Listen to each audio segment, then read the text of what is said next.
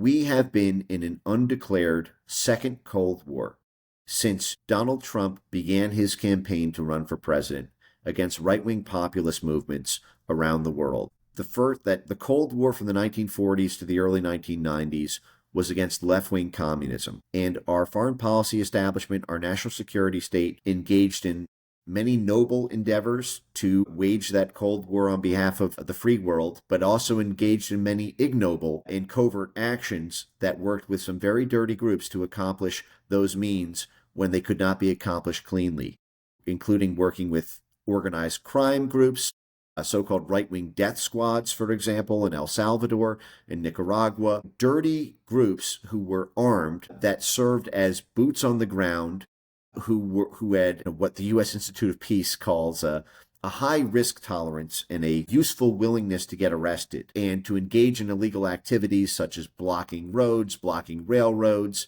shutting down highways, bombing buildings. This is something that our foreign policy establishment coming into the Trump administration defined as nonviolent action.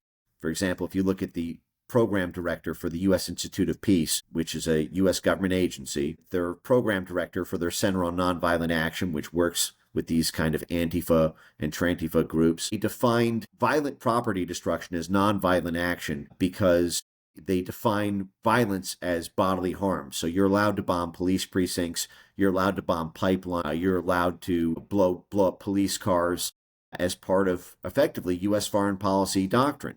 But you need radical, crazy people to do that, which is why you see the State Department and USAID and the Central Intelligence Agency and all of their different NGOs working deliberately with very, very radical groups, often who have kind of psychological derangement or extreme grievances against their government.